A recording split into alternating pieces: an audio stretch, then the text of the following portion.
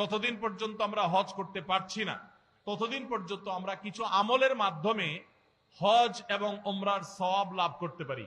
হজ করার যে আসল মর্যাদা, প্রকৃত মর্যাদা, সেটা তো হজ করার মাধ্যমেই শুধু লাভ হবে। কিন্তু আমরা আজ এমন 5টি আমলের কথা জানবো, যেই 5টি আমল আমরা আমাদের নিজ জায়গায় বসে যদি করি, আল্লাহ রাব্বুল আলামিন এই আমলগুলোর বিনিময়ে হজ করে যে পরিমাণ সওয়াব আমি পেতাম, আমার অ্যাকাউন্টে, আমার আমল নামাতে ওই পরিমাণ সওয়াব আল্লাহ তাআলা লিখে দিবেন। তাহলে যারা হজ করতে পারছি না তারা হজ করার জন্য তো চেষ্টা করবই, তার পাশাপাশি এই আমলগুলো যদি করি, আমরা আশা করব আল্লাহর কাছে যে আল্লাহ তাআলা হাজী সাহেবদের হজের মাধ্যমে যে সওয়াব লাভ করেন, আল্লাহ তাআলা আমাকেও মাহরুম করবেন না, আমাকেও তাদের মতো সওয়াব দান করবেন। এরকম 5টি আমলের ভিতরে সর্বপ্রথম যে আমলের কথা বলবো সেটা হলো 5 ওয়াক্ত নামাজের পরে তাসবিহ পাঠ করা।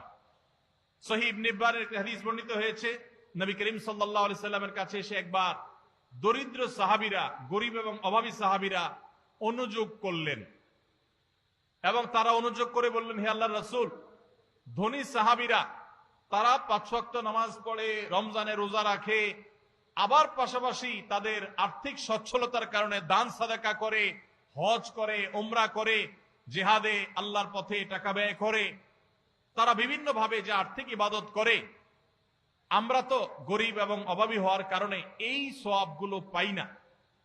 তাহলে আমরা তো পিছিয়ে পড়তেছি, আমরা কিভাবে তাদেরকে ধরতে পারি? সাহাবীদের কম্পিটিশন ছিল আমলের কম্পিটিশন। তারা আমাদের মতো দুনিয়াদারিতার কম্পিটিশন করতেন না। তাদের প্রতিযোগিতা ছিল কে কত বেশি নেকামল করে জান্নাতের দিকে অগ্রসর হবে।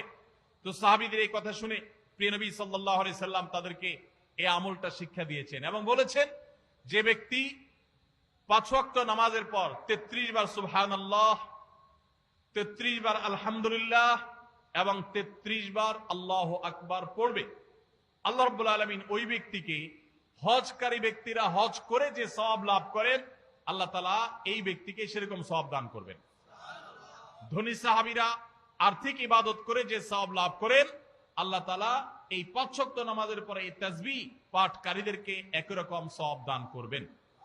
ভাইরা আমার, আবারও বলছি, এর মানে এই নয় যে হজ করার যে মর্যাদা আছে হুবহু সেই মর্যাদা সব দিক থেকে শতভাগ সেই রকমই আপনি আল্লাহ তাআলার কাছে মর্যাদা লাভ করবেন এই আমলের মাধ্যমে, পাঠা তা নয়।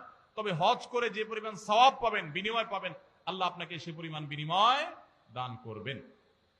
তাহলে একটি আমল আমরা পেলাম, সেটা হলো প্রত্যেক ফরজ নামাজের পর, 5 ওয়াক্ত ফরজ নামাজের পরে তাসবিহ পাঠ করা, সুবহানাল্লাহ, আলহামদুলিল্লাহ, আল্লাহু আকবার।